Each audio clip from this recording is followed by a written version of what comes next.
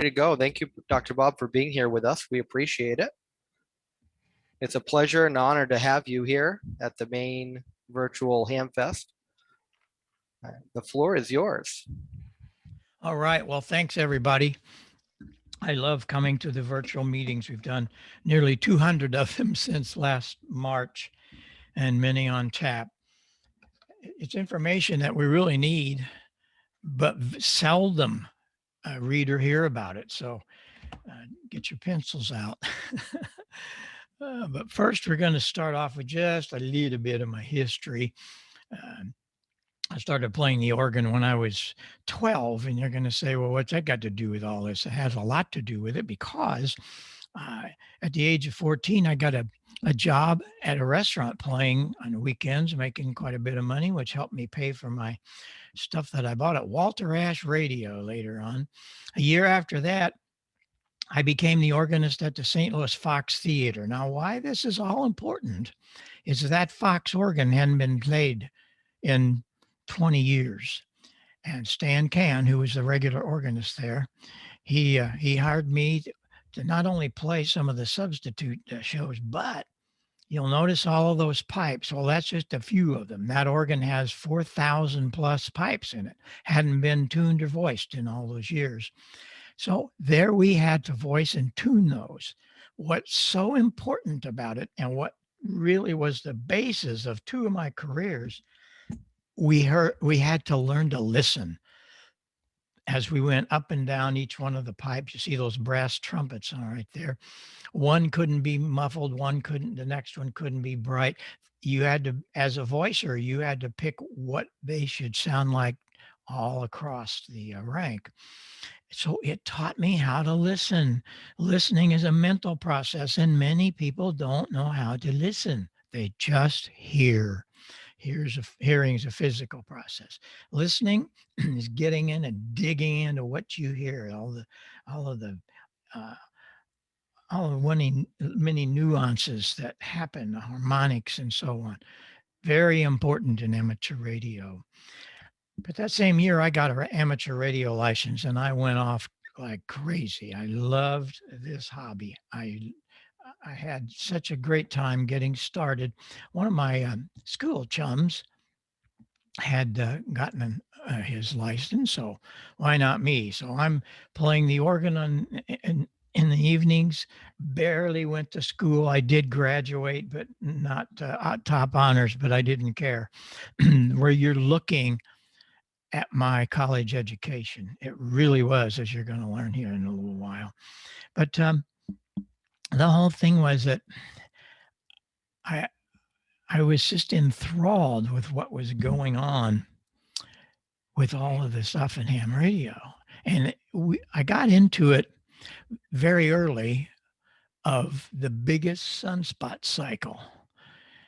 And I was a technician for 17 years. I didn't need to go listen or work 20 meters. I didn't have to do that. A technician license in those days had a very different meaning. It was where the technical things happen. We did a lot of building and experimenting. That wasn't happening on the low bands as much. So I was very fortunate that I started off as a young kid learning how to build. That was just so important to me. But I'd gotten into the market, started actually around 65. I got into the market of building sound systems for the rock and roll groups. And we're talking about a lot of different ones, such as the Grateful Dead, and many of the country artists. I helped all those people, but we were building massive sound systems. And how I learned to do that was, of course, ham radio. But then we kept moving into more major groups: Jeff Beck, Humble Pie, Beach Boys, Les Paul, and on and on. But we were the first people to do tours with a semi. Before that, the bands were coming in pickup trucks and Volkswagen vans, and it was that. And I also acquired a Greyhound bus, and we put 11 beds in it so we could sleep our staff as we went city to city. So the end of this, I have to show you this. What group is that? Very few people ever guess it. I don't think I've ever had anybody guess it, actually. That's ZZ Top without beards. It was their first tour. And that was one of our first dates with them. But we're still with them. Many of these groups, I'm doing their microphones today, and still great friends. I became friends of a lot of these people. And so it just went on and on and on and on. But the word was getting out about Heil sound as to what was happening and what we were doing, because I didn't know this, but we were we were at the front of that whole large PA system for arenas and concert halls and so on, all because of ham radio. I used to have answered the question. We'd go into these big halls with a semi. Of course, we were the first people to do that. And go, what is all of this? And the people would always ask me, well, where'd you learn to do all this? What school did you go to? I didn't go to school, college or anything. He said, well, where'd you learn it? Amateur radio. No, where'd you learn to do this? Amateur radio. You don't understand. I said, no, you don't understand. I learned how to do this from building amateur radio gear and antennas and all of that. So it was really something. But we had a lot of things going on in those days. And I just truly enjoyed what amateur radio had brought to me in those early days. I was an antenna nut. We were always doing something that was quite unordinary. I had these loving parents. Of course, I was making good money, and so I had a 110-foot Roan with a 36-foot long Telerex.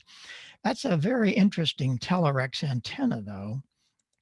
That antenna was a spiral array. And what we were talking about was the antenna wasn't all horizontal or vertical. And the theory was this: when your signals leave an antenna, they don't stay in that plane. They might turn over 2 or 3 times in polarity. So when sometimes you hear big fades, they didn't lose power. They changed polarity, which you don't have a lot of choice with, actually. But atop that 110-foot Roan, this spiral array performed extremely well, and it allows the signal to leave at different attitudes. And so it might be half horizontal, half vertical. It really worked, and it worked really good. That was a spiral array. Because of all this, I was the first a single sideband station, one of the first 10, the first single sideband stations on 6 meters and 2 meters. I had built it all. One of the engineers at KMOX Radio in St. Louis guided me through this, taught me how to build, use a grid dip meter and all that. That's a Johnson 6 and 2 Thunderbolt that I had built after I had built the 6 meter transverter. Well, I got a call from Bob Drake of the Drake Company. And he said, you the guy that's got that monster signal on sideband 6 meters? I said, yes, sir. He said, we'd like for you to come to our club meeting. Okay. He said, we hold this club meeting once a year. It's a technical meeting. We present papers. And so we want you, if you can do this, come to us and give us a technical report on how you built the sideband rig. There's where I learned that I was only one of 10 that they had figured. Where was it? Well, it was at the Dayton Hamvention. That was the start of the Dayton Hamvention in Dayton, Ohio. And it was just incredible for this young kid, because they had taken all the furniture out of one of the floors. They had the Collins room, the Drake room, the Halcrafter room, the Central Electronics, Mosley, but the people were all there. And these were people that I had been reading about in magazines, and they were like celebrities to me. I'm just a kid. And it was really amazing for me at that particular show. A guy came to me from the UK. He was with the J-Beam company, and he said, "We're looking for somebody that could help us test a big antenna that we've built. Would you want to do that?" I said, "Absolutely." So they sent over their 128 element J-Beam. I was very fortunate that just south of me, I was in Marissa, Illinois, 50 miles southeast of St. Louis. The Motorola dealer, just a few miles away from me, helped me with a lot of this because he knew how to do the phasing lines and all that. And there was another guy, K9EBA. He was a construction guy. He had cranes and booms and all of that. And so these guys helped me. This was a separate tower. It was 40 foot high and it was 40 foot wide. These are all amazing things for a young kid, I have to tell you. But it really advanced quickly. The station advanced. But see down in the bottom of that picture, the SB62, that was the first band switching transverter I had built. And because of all the notoriety that that station had, a kilowatt on 6 and 2 meter sideband, it was I didn't know it. I was just having fun. I became one of the editors for CQ magazine. And this is how rare VHF single sideband was. There weren't many of us there. And you couldn't go out and buy a sideband rig for those frequencies. You had to build it. So this was a place for the serious VHFers to come to, because we shared all of our schematics and how we built things. And that was the perfect place for experimenting. I also, at the same time, wrote for a magazine called VHF Amateur. For this particular issue, I built a real simple 6 meter transverter that anybody could have built. Only had 3 tubes, about a dozen resistors and half a dozen capacitors or so, and a 6360 in the final. So that was my beginning, and it was pretty serious, I have to say. But at the same time, I might mention that I also, in 1959, I got a job also at the Holiday Inn in St. Louis. It was the largest Holiday Inn in the chain, had 600 rooms on one floor. And I built a pipe organ in the restaurant. There was a 4-star German restaurant, Schneider's, very famous restaurant in St. Louis. And all the pipes were behind glass so you could see them while you listened. All of the things on that piano, all the drums and the cymbals, they were operated from pinball solenoids that I got from a pinball machine company. Of course, I built all that, had them on under the keys of the piano. They all played from that console. So things really did start moving for me. My career as an organist was quite interesting. But the situation was that I went all through the rock and roll days, and it was incredible. I'll come back and talk to you if you'd like to hear sometime. There's some amazing stories that, but you're looking at a guy that's never tasted beer. I've never smoked anything, and for gosh sakes, no drugs to this day. I just turned 80. I know I look like I'm 50 and act like I'm 12, but that's okay.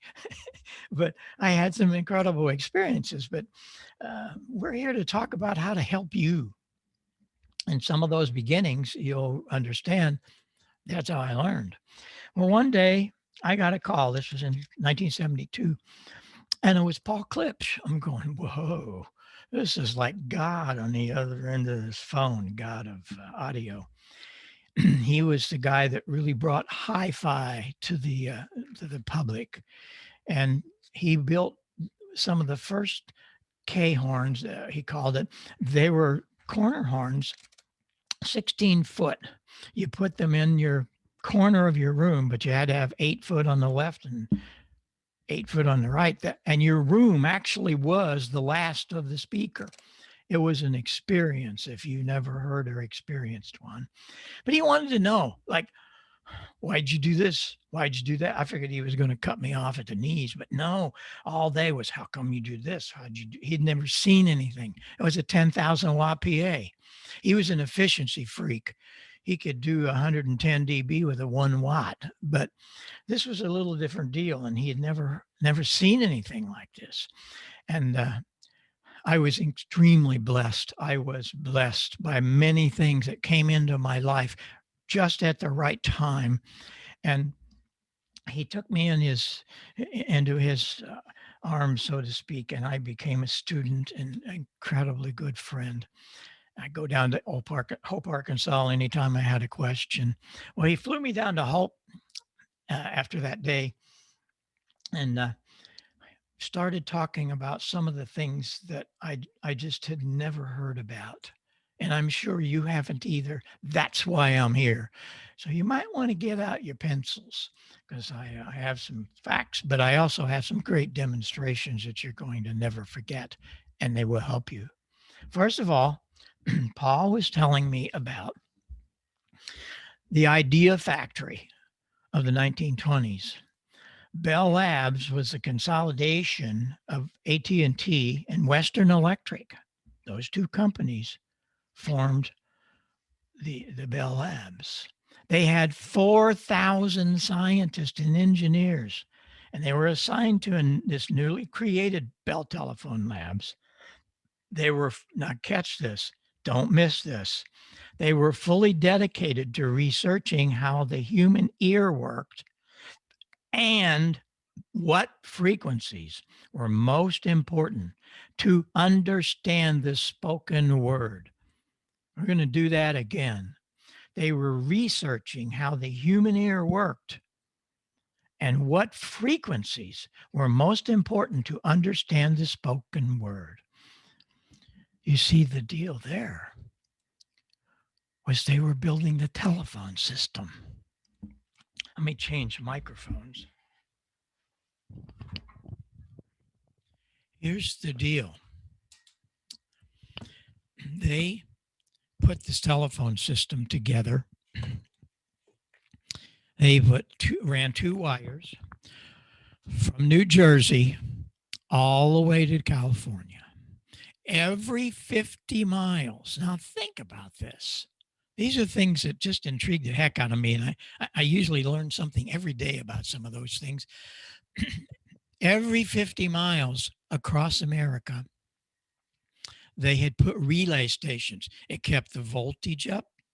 It kept the current up. And it should have been linear all along, right? Well, no, it wasn't linear. So, they built it, and it looked like this all the way across America. Okay, so it should be okay, ready to go, right? When they turned the telephone system off for the first time, this is kind of what they heard. It was like no articulation, distortion, big bottom end. It's like, what happened? It's linear all the way across America. What's going on here? And so the 4,000 scientists that were led by a Dr. Munson and Dr. Fletcher, they got into this problem to see why. Do you have a guess as to what was wrong with it? Not a darn thing wrong with all of the equipment and the installation.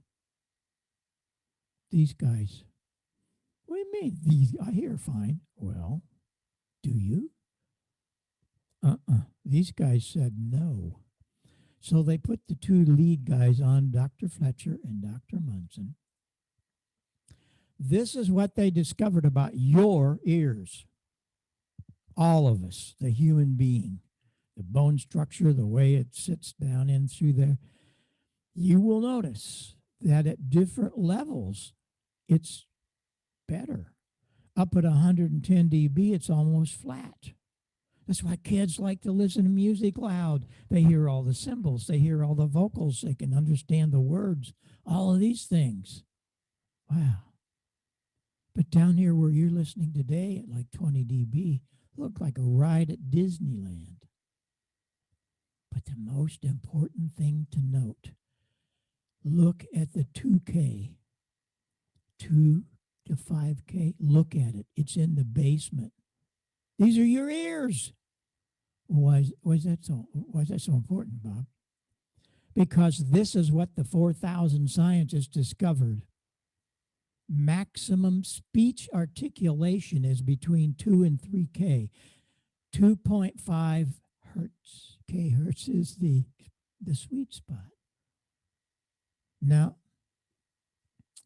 you're going to hear this many times here in a while. 2.5K, remember it. 2.5K. Now, you really want to hear it? Here it goes. Pay attention. All I am doing is turning one knob on this parametric EQ. See, parametric, that means you can change the parameters. You can't do this on most equalizers. So you ready? Here we go. I'm not turning up down the bass or anything. I'm bringing in 2.5K. And the minute it comes to 2.5K, you're going to know it. It's just the sweet spot. Wow. Now an F and an S, a P and a B, they're all very, very understandable. And you say, well, I don't need no darn EQ. Yes, you do. Because if you didn't have any EQ, I'm going to take it off. This is flat. This is what your signal sounds like if you don't use equalization. I'm not making this up. I'm not making this up. And should you have any doubts? You want to argue with these guys? No, they changed the world. Let me get that 2.5 back up there. Drives me nuts to listen to that. All I did was turn up 2.5. Sounded like I turned down the bass, didn't it? Nope. That's your ears. Your ears listen to audio on a teeter-totter. They all affect the other one. Well, we have a job in front of us, or at least I did. So what I did, I was off the air for about 12 years. And when I came back on the air, I could not believe what I was hearing. What happened to my great Art Collins audio when I left you guys? Mercy, mercy, mercy. What are you talking in, man? Oh, I got my Kenwood, or I got my Yaesu, and I got my matching microphone. Wait a minute. What are you talking about? Yeah, I got matching microphone. See? It's painted the same color. That's the only matching about these things. And it ticks me off because the manufacturers don't give a darn about how they sound. They only care about one thing. And they got it because we had to suffer and pay for it for a while. I said, I am going to do something about this. So I did. What I did is I built the very first equalizer for ham radio. It had never been done. I didn't know this. I'd been out for 12 years, but I was so disgusted as to what I was hearing up and down the bands. There it is. It's the first equalizer, 2 bands. I was the engineer. It has a low and a high. All you get to do is plus or minus, increase or decrease, notch or boost, because I figured it out. It took me a couple of years to do that, to figure out where we needed those particular frequencies. Think back about that chart that those 4,000 scientists came up with. In order for the human being to understand the spoken word properly, we needed 2.5K. And so that filter is at 2.5K. Where's the other one? I put it at 180, 160 hertz, I think it was. You can roll off all that bass. So you're going to notch the bass and increase the treble. Well, I wrote an article I sent it to QST and they accepted it. Wow. I was impressed. I really was, because I'm just a little kid from Marissa. Not only did they accept it, it became the lead article of that particular magazine. And it got the cover award for July 1982. I didn't even know about cover awards. Why?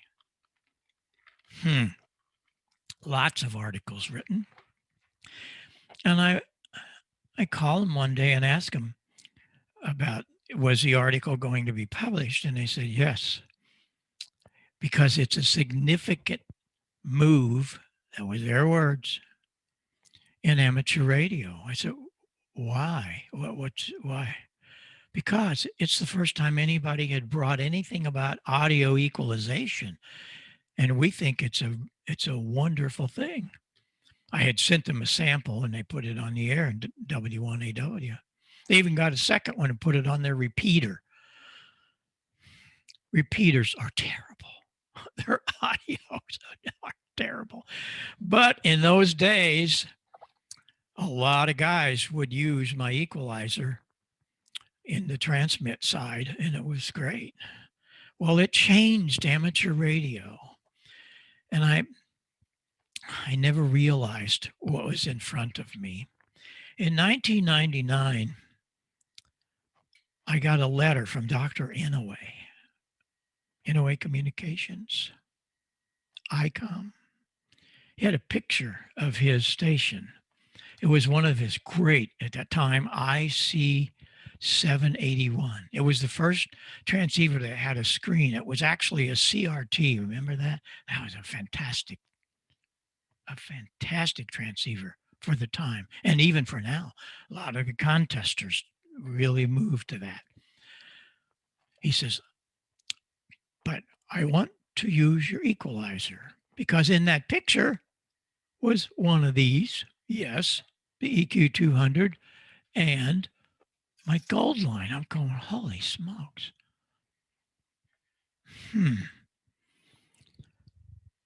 I'm thinking of new radio. New radio line should have EQ200. And so we started working together. Every Icom from the Pro 1, Pro 2, Pro 3, all the way through to the great 7300, 7610, and even this. You guys have one of these yet? Oh my gosh. Oh my gosh. You have to buy one of these. It's just the sweetest toy I've had. Oh my goodness. I'm very blessed that working for these guys, they send me all this stuff to work on. They sent me this because there it is, a 705. Notice it. It's a 7300 in a little 3-pound box. Battery operated. Oh man, can you have fun with this? The only problem was they didn't have a headset for it. That's why I have it. Well, now they do. Our little HTH works great. Come on here. This little guy, it even has a push to talk in line. It's really cool. And I think it's $50. I don't know. I think it's 30. I'm not in sales. I just engineer. I think it's $30.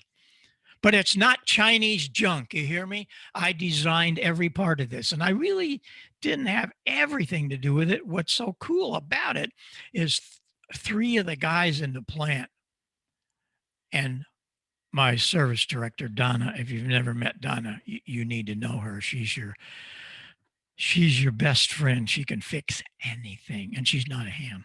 But anyway, we all put our likes and dislikes into this thing. The only thing I had to do with it was the microphone, but they did the package. It's really cool. How can we do things so inexpensively? Because we don't have $1 million payroll for engineers. We are the engineers. But anyway, this is just such a delightful piece. Well, all of the Icoms have our equalizers in them. And one thing about Icom, they have very low gain preamplifiers. This is very important to pay attention to. from their very first radio back in 1964, I think it was, their very, very first one, didn't even have a preamp. The 701, the 720, 730, 740, they didn't have preamps in them. They were in the microphone and they weren't very good. They sounded terrible, but they worked. Well, they finally raised the gain in the 735, and that's when I came aboard. I'm the reason there's FM in the 735 all the way out through all their rigs, and then everybody copied them. I was the father of the FN movement, if you didn't know about that deal. When I came back into radio, been out for 12 years, CBers started coming to me to fix their CB. I had never seen a CB radio. Well, I got to looking at that one day and I said, wait a minute. If I change a crystal, a couple of other things, and build a little demodulator, we could be on 10 meter FM. And so what I did is I wrote the book. And the book was the 10 meter FM handbook. And nobody had ever really dreamed about this yet. But when High Gain went bankrupt, I heard about it and I called Andy one day and I said, hey, what are you doing with all those boards? He said, I have a truckload. We're talking a semi-truckload boards. They were already built, tested, ready to be put in a chassis on CB band. I bought the whole thing and we started a movement. I bet you some of you guys were around. Thousands of these were built. I did. In the book, I showed you how you could take that CB board and put it on 10 meter FM. And we built the cases and stuff if you wanted to go that far. But these are things that happened in the early days when we could do good things like this. So things moved pretty quickly after the commitment with Icom. At Dayton, the next year or so, Dr. Hasegawa came to me and he said, I want to do this better. He came over to my booth and he said, I want to do it better. I said, oh, okay. Well, maybe we could do a parametric. Oh, that'd be good. I said, well, now wait a minute. There might be a problem. What be the problem? I said, education. Why? Well, with the 2-band EQ, all you have to do is increase or decrease those two filters. Oh, what's wrong with the other? The parametric is quite interesting. What do you talk? The parametric EQ doesn't have 2 controls, has 9. Whoa. And therefore, as I listen about on the bands that I'm on every day, many guys that have the great Yesus are in the default mode. Why?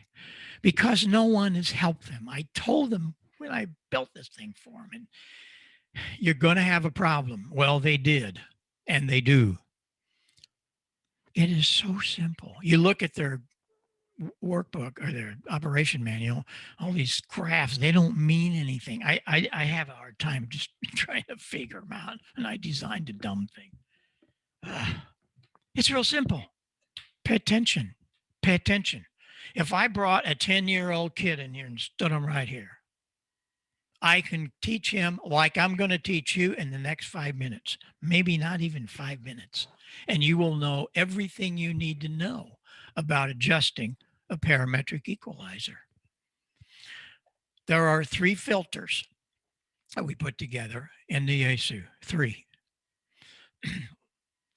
They have a level, they have a bandwidth, audio bandwidth, and plus or minus. And the frequency is all you need to know. It's very simple. It's frequency, level, width. But where do you set them? Well, you start at 200. We're going to roll off everything underneath it. You see, these aren't brick walls. They feather down. So you're going to set 200. You're going to minus it 3 or 4 dB. Not plus. We don't want any bass. And bandwidth, audio bandwidth, is 2 octaves, as we call it. So those 2 octaves will reach down to 400 or 200 up. Don't worry about it. Don't be so inquisitive. Just do it. Bandwidth at 2 octaves. If you were a musician, okay, you understand that. The next filter is at 900. And why do I pick 900? There's something that goes on with the human hearing, and 900 to 1200. It's a boxy sound. Do that to your ears and you'll see what I mean. You'll be able to listen. We want to get rid of that boxy sound. So set it at 900, 3 or 4 dB, 2 octaves. Well, this is pretty good. What about the third filter? Well, you already know. It's going to be at 2.5K plus 8 and maybe 3 octaves.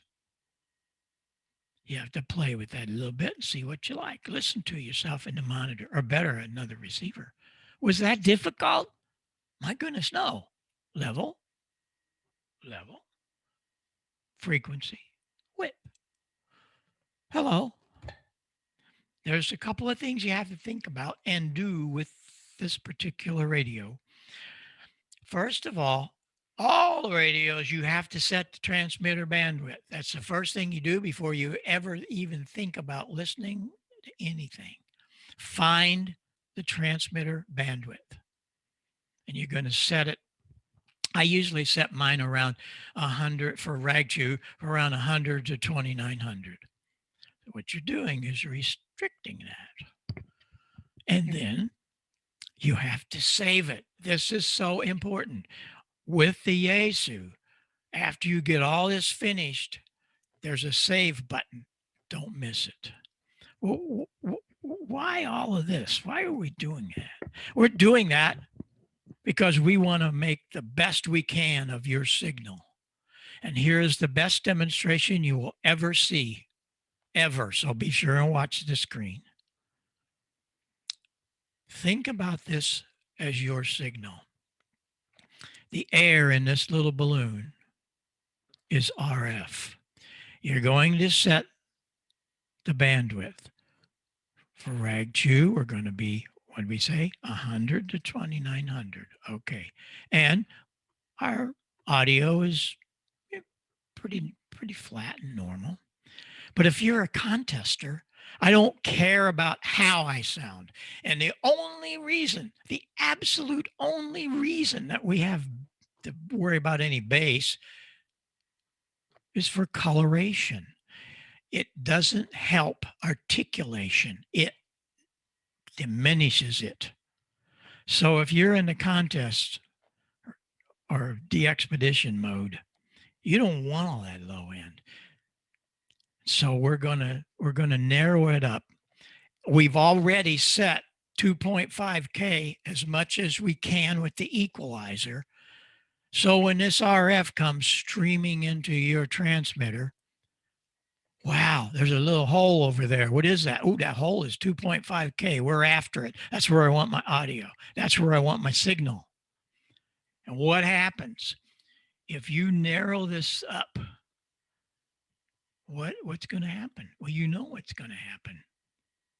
It's all going to end up at 2.5K. We have restricted it from the low end. We've restricted it from the top end. They do nothing for us to try to get us up on top. So all of your RF ends up there. That's why when you listen to these contest stations, they're like in your ear. I want it to be in your ear. I don't care about having beautiful low-end bass. No, I want articulation. We learned it from the 4,000 scientists. Do not try to do, I don't need that darn EQ. You do. Every one of us do. And I'm going to let you in on a little secret. You can go check me out on this. Everything you have, your car radio, your television, a CD player, every audio device, the engineers have pre-equalized it. Not maybe real aggressive, but it has been equalized in the mid-range. Why? Because of that. I don't want anything else if I'm in the contest mode. But everything you have has been equalized. And we want to learn where we want to put the equalizer and why. It's it's a subject that just once I got into it, I couldn't believe that it was never talked about. It just bugged me. The Icom was very, very easy when we got into that because it started off with the Pro 1. And so that's the kind of graphics you saw on those rigs. And you went and found your single sideband transmit bass. What'd you do with it? You're going to notch it -2 or 3 dB. Then you go find the treble right below it. And you're going to increase that at, gosh, +3 or so. I've already set those frequencies for you. You don't have to do that. It's very easy. Yeah, if you could change it, maybe it would tailor it a little more. All of the rigs are like that. Then came the 7300, 7610, a little different graphics, same thing. But here's the first thing. Do not forget this. When you start playing with any equalization, you have to set the bandwidth, transmitter bandwidth. On the Icom, it's very simple. I set, this is for rag chew now. I set it 100 to 2900. Then we minus out the bass -2 +3. That's just what we did on the Yaesu. Very simple. But what about the guys doing contest mode? First of all, we're going to set that bandwidth at 500. I don't want anything, I don't need it. It does not enhance my signal. It does not help me get through the pileups. To 2500. And then what do? You -5. You take all the bass out you can, and you put in all the treble you can, because that treble is going to be a 2.5K. I set that frequency. You don't have to worry about it. And man, does it cut through? Oh, yes, it does. And then the 7610, a little bit different graphics. In all of this, working with them, wanted me to build the proper microphone. And I did. It's an amazing microphone. It does not work on your Kenwood or your Yaesu or anything else. It works beautifully on the Icom. That's why I call it the ICM. It almost spells Icom. It's wonderful. It's really, really the berries. And so these are the things that we have to continue doing, listening, and so on. Now, one of the things about this is you want to look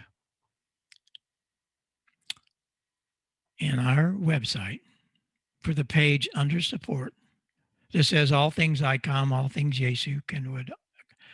That is a very helpful page. If you haven't done that, please do that. The other thing you want to think about is how to use the microphone. What are you talking about, Heil? I can use a microphone. Well, maybe you can and maybe you can't. If I'm listening on the bands a lot, I don't hear some of the guys taking advantage of this. It's science, man. We learned it from the 4,000 scientists. Really, they taught us a lot. If you go in and read their papers, every time you double the distance of a source, you lose 6 dB. Now think about this. If I bring this out to here, what happened to my audio? Well, shut up, Heil. All we got to do is turn up the gain. Yeah, well, then I sound like I'm in a roller rink. So that didn't work. And when you bring it back up here, all the transient response, dynamic range, it's all right there for you. Just beautiful stuff. All knowing how to use a microphone.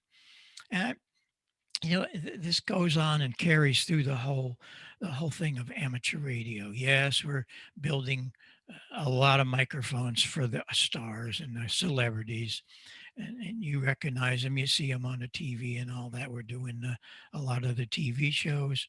Sirius Radio just bought 250 of our PR40s, and the other broadcasters like the classic look of the old 77. But all of this stuff means so much. And I build things for ham radio. the HM12 is incredible. It's the best $100 microphone you will ever hear. There's a long story about that. That was built. I designed that for Fox News in Chicago as an interview mic, but it is absolutely great. And then the darling of so many of us happens to be the PR781. And the 781 is, oh man, on Yaesu's and Kenwood's, Elecraft, they're great. The Flex radio, they sell that for because it's the best match for the Flex. But the PR40 is really, I built that for there we go. I built that for the broadcasters, but it ended up being extremely popular here. And the only reason is that it does incredible things quickly. The PR40 is, there isn't anything like it. That's why Sirius tossed all their RE20s and here we are. Why? Well, you already noticed the gain came way up. It has great articulation, but all of my microphones are omnidirectional. Notice you can move around. You don't have to be stuck with your little ball mic. Joe Walsh is the one that asked me to do this. I'm getting tired of having that microphone right here. Now they can move around. But the other thing he wanted was rear rejection. No microphone has any type of good rejection. This one has 40 dB. Watch the screen and listen. 40 dB from the back. Yep, it's gone. 40 down. Oh, it still works, but it's 40 dB down. So you get rid of all that nonsense, the neighbor's lawnmower and dogs barking. And how I did it was strictly phasing. It was just something that I had to do. And phasing is a great subject that I love. Whenever I get together with ham radio operators, I love to let you see this. You will never forget some of these demos because they're so pointed. Check this out.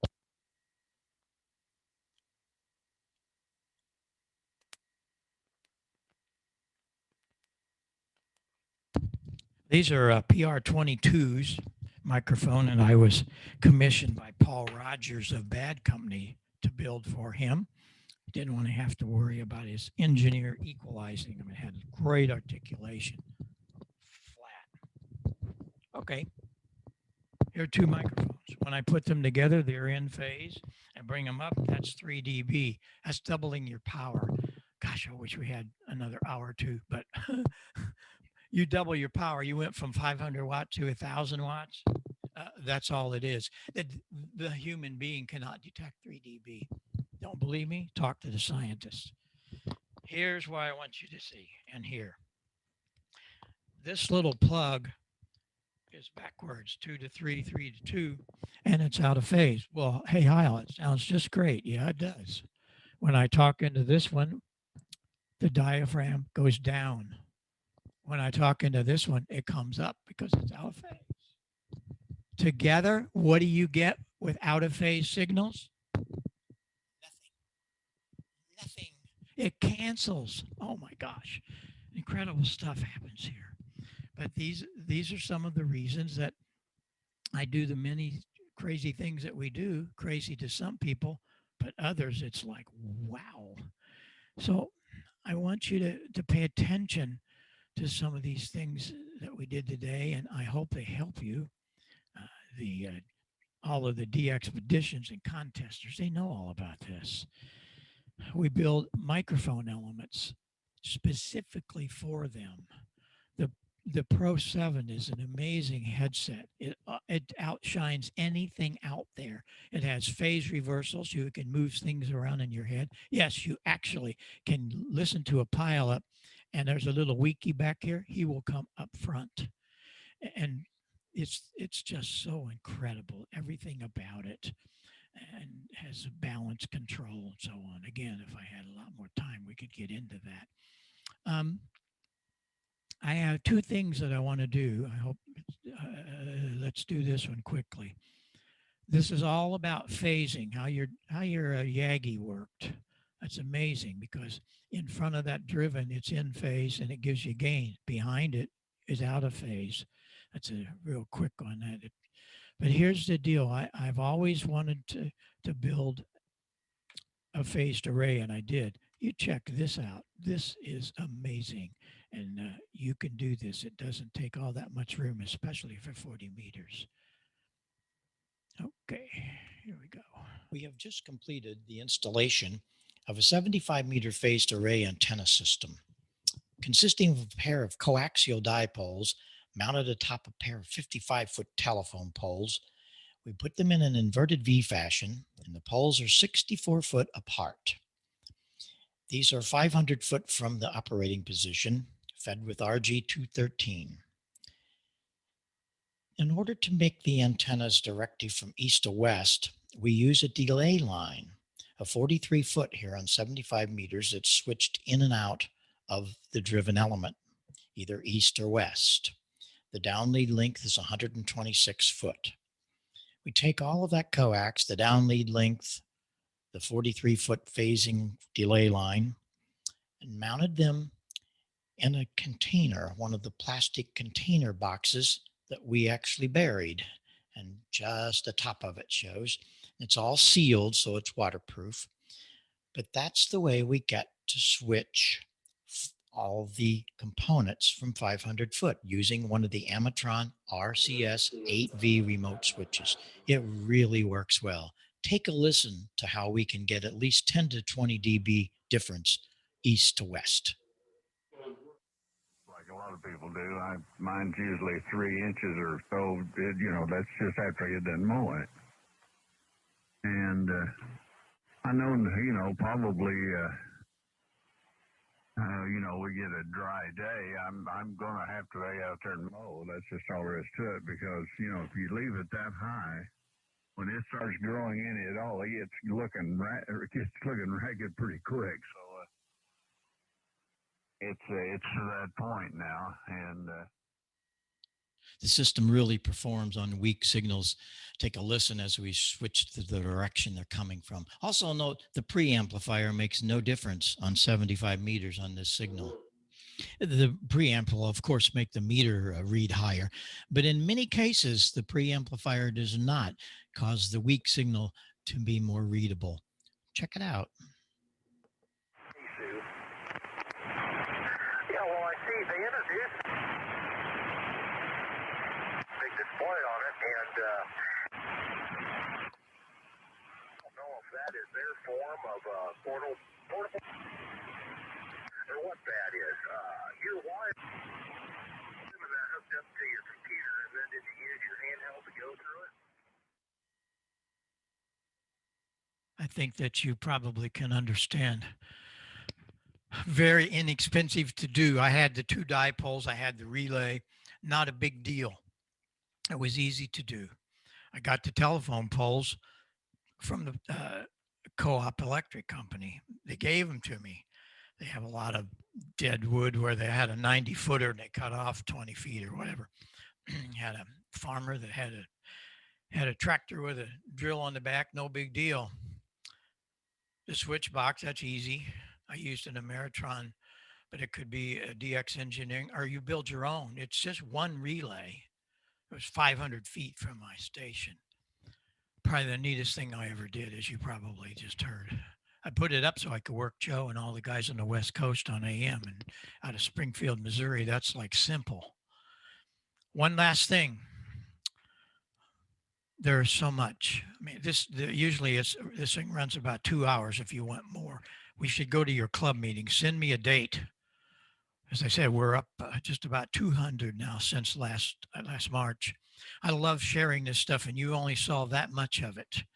Here's the last thing, and it's so important. Nobody's doing anything about receiving audio. I work for these companies now. I didn't make any of this up. Most all of your transceivers have horrible audio. They all have 1 watt at 10% distortion at least. Oh, I know. You paid $15,000, you get 2 watts, but they're terrible. And they got a little junky 3-inch speaker. Well, yeah, but I want the matching one. No, you bought a 3-inch speaker in the box and it's painted the same color. I go crazy when I see these things because they're just hoodwinking all of us. Not me. I'm going to do something about it. So I did. I started off by building a proper speaker. All these speakers are junk. Well, I say, yeah, but it's got an amplifier. Yeah, it's got a 1 watt, 4 watt, or whatever. This is 25 watts. And why I have so much output is because of headroom. You're only using a small bit of it, and it's so clean. 0.1%. We're talking about hi-fi levels here. Balance line in. But the speakers, as I learned from Paul Klipsch, you take it out into free air, you do a cone resonance, and then you treat the cabinet to be that particular frequency so it doesn't have phase distortion. But the real kicker is the equalizer itself. There are 3 bands. The high is at 6K, the low is at 160 hertz. That's just plus or minus. Those are shelving. But the mid part, oh my. While we're here, there are 2 really good frequencies, 2 controls. There are 2 separate headphone amplifiers over on the right, 2 of them. One for the logger, one for the operator. However, it has been just unbelievable to me how many guys are calling me saying thank you, very emotional. Thank you for giving me my radio back, because now they can have the left ear in one side and the right in the other, and they can balance them and equalize them. Well, let's take a listen real quick here at the end. And I think you're going to determine you need to go find your dealer because they all have them. I have some tape. I recorded this off air. It was done with the one I told you. Bravo, EIATLB calling about. Here's the way you hear him. You hear him. Hope I have it right. Very good day to you from Ireland. Name is Liam. The way you hear him. Yeah, Alpha Mike, over. This is the way you hear him. CQ 20 meters. Echo Flat. India 8 Bravo, Lima Bravo, EIATLB calling about. Is there any question? I don't think so. I did. There's a record out. I came out of there into my computer. That's how I do all these. There's so much more. Oh, there's so much more. I appreciate you guys having me here. I hope you learned a few things. My website is full of it, heilsound.com. But the best thing is, you want to go to my QRZ page. There's a lot of things there. But the best thing is send me an email or give me a call. We'll get on Skype. I do that. I mean, I spend much of my day helping you guys and gals. All you got to do is let me know. Don't be shy. No question is dumb the first time. I know. I've been there.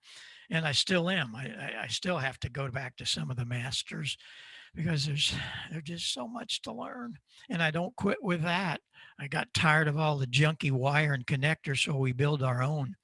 It's not that little thing you get with your Kenwood or Yaesu or Icom.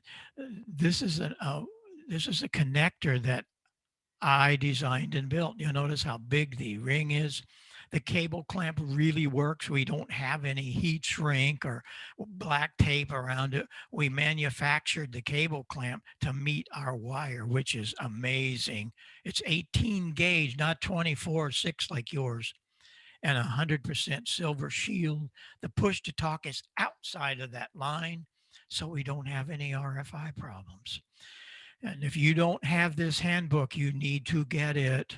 A lot of the clubs are buying these in great bulk because they give them to all their classes.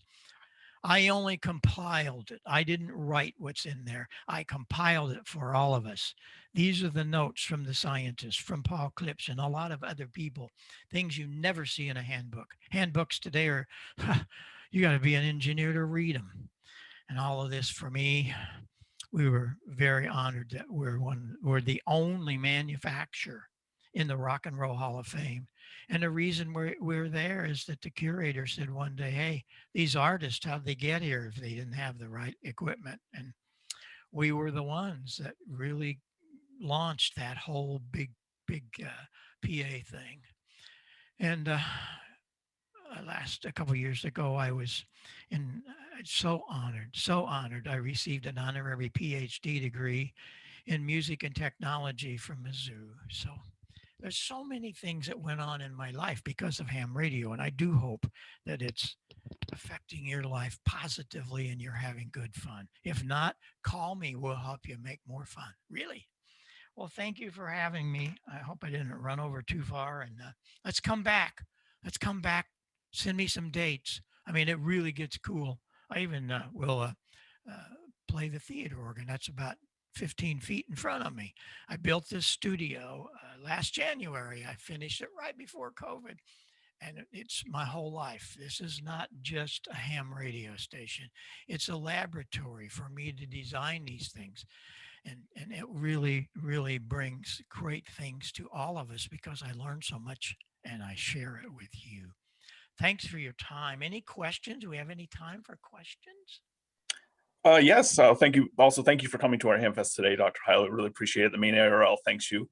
And if anyone has any questions, I can unmute anybody if they would like to just raise their hand using the reactions button, and I can unmute anybody if they have any questions for Dr. Heil.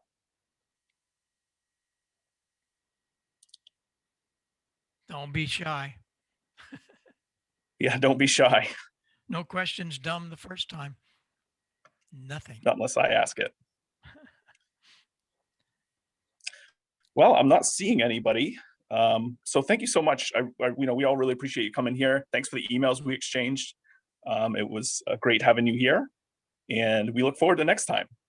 Okay, we'll do that. And as I said, have you send me a date and I'll come visit your club and we'll have some even better fun. Thanks. Great. So much. Thank you very much. Yeah. Dr. Bye-bye Bob, for thank now. you for your passion. It really shines through. I you. couldn't stop grinning ear to ear through your whole talk. It really radiates. here. It just makes me interested and more interested. Oh, it looks like Norm has a question, actually. Okay. So Norm, I just clicked the ask to unmute button. If you can go ahead and unmute. Norm Clanton, K1SG, you there?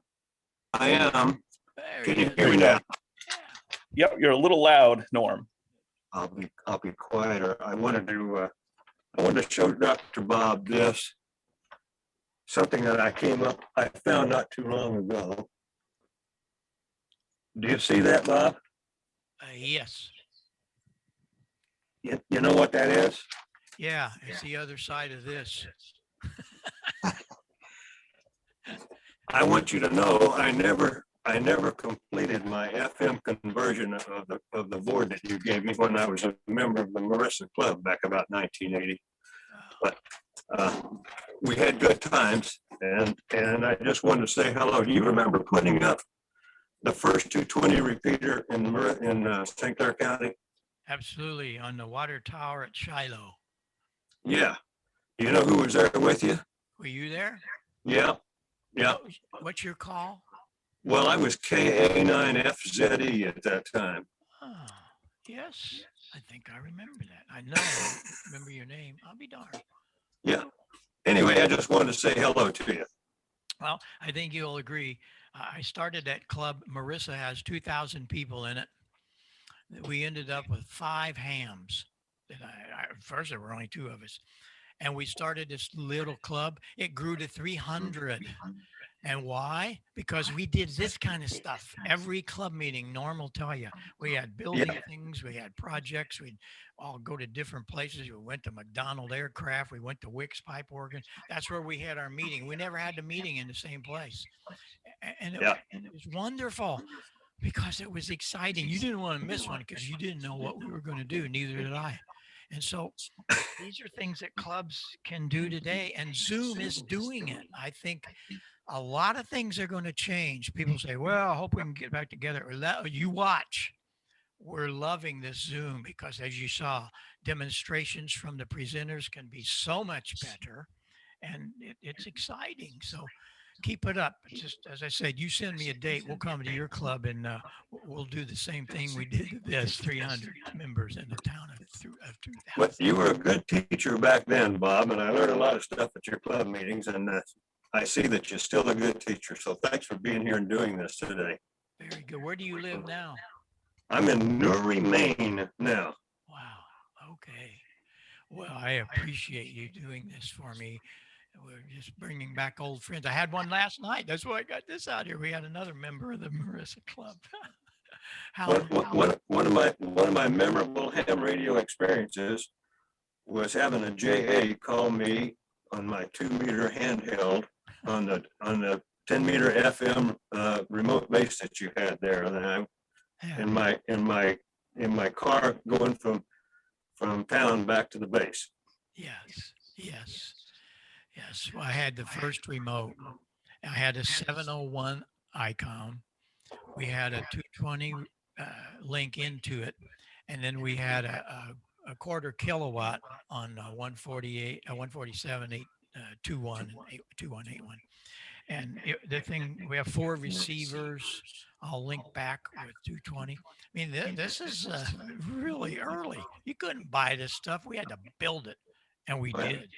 And it really brought a lot of things to sight. There wasn't a computer around. It was all done analog relays and this and that.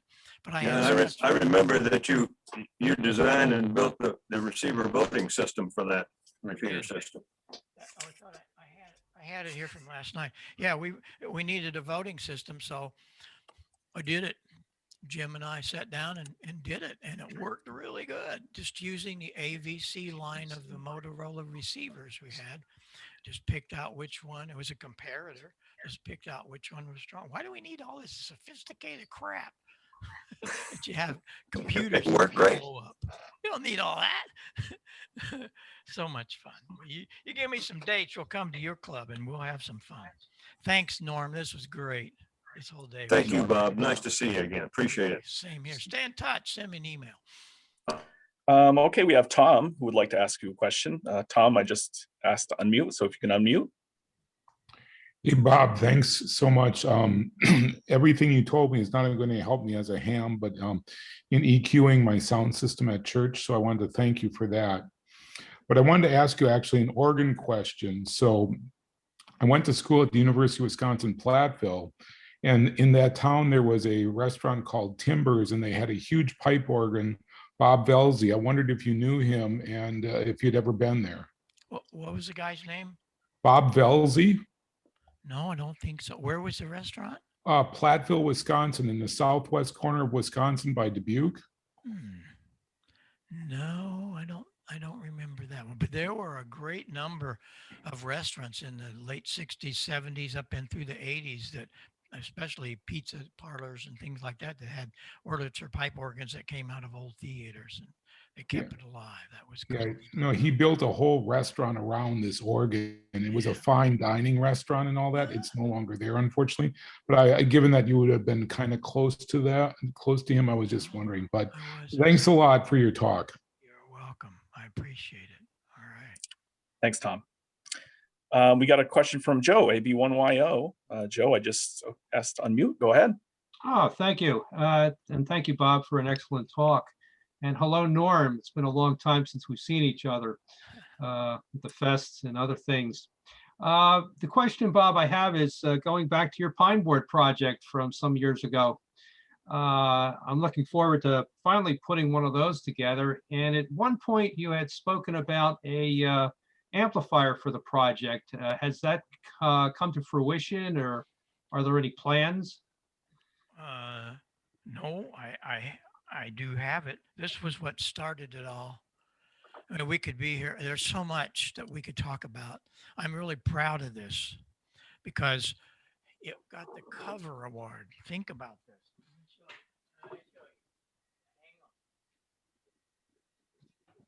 on. If you've never seen one, it got the cover award. First of all, it was a homebrew project, and I built the whole thing on Hamvention. If you missed it, it's still there. You go to my website, Heil Sound, on a page all the way down, and there's about 60, 80 pages, all of the videos, because this happened within a year. Every week we'd have something more. It was one of my most treasured things I did in ham radio, because I got so many people building. Well, we know it was over 1,000. Why? How do I know that? Antique Electric Supply out in Mesa, Arizona. You can still go there. They have the pine board power supply, the pine board final, and the pine board microphone and equalizer.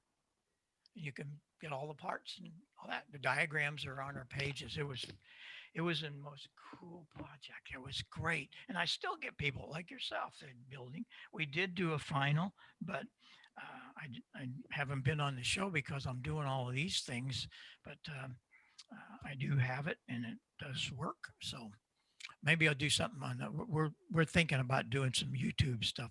So pay attention, especially on our website. That's where we'll tell you all that. But thank you for joining it. Wasn't it fun? It was. Yeah, thank you. And I miss you on Wednesday nights. So we'll catch up. Thanks again. Okay. Great. Thanks, Joe, for your question. Great. Well, Dr. Bob, I think we don't have any more questions left. Thank you very much for joining us in our little corner of the state, a corner of the nation, and we look forward to talking to you soon. Well, thank you so much, everybody. And send me an email. Let's stay in touch and we'll make things happen.